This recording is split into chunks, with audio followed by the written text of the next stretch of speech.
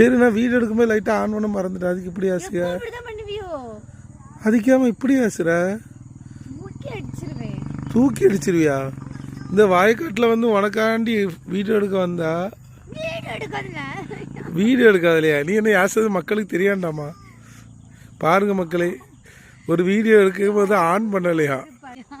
என்ன பார்த்தா பாவமா இல்லையா உனக்கு? சத்தியமா இல்ல.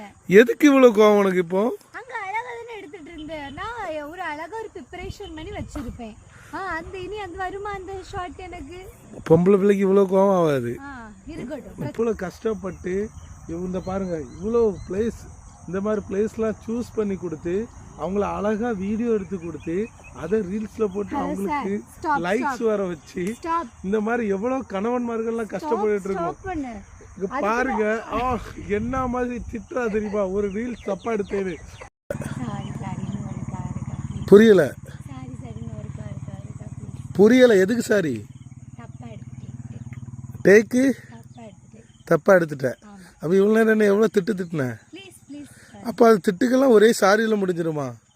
நான் ஒரு வீடியோ ஆன் பண்ணலன்னு எவ்வளவு திட்டுனேன். நீ ஏன் டேக் தப்பா பண்ற? நீ ஏன் டேக் தப்பா பண்ற? பெரிய சாரி சொல்லு. பெரிய சாரி, மன்னிச்சுக்கோங்க. நான் திட்டினதுக்கு என்ன மன்னிச்சுக்கோங்க. திட்டினதுக்கு மன்னிச்சுக்கோங்க.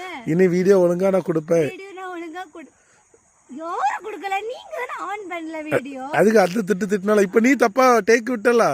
மாமா ப்ளீஸ் ப்ளீஸ் பெரிய சாரி, பெரிய சாரி சொல்லு. பெரிய சாரி. இனி திட்ட மாட்டேன்.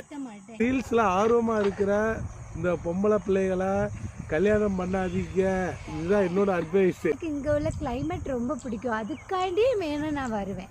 ரீல்ஸ் எடுக்கிற பெண்களை கல்யாணம் பண்ணாதீங்க ப்ளீஸ். அப்புறம் லைஃப்ல ரொம்ப கஷ்டப்படுவீங்க, அப்புறம் வருத்தப்படுவீங்க மக்களே. சொல்லிட்டு நான் பண்ண பாருங்க கஷ்டம். ஐயோ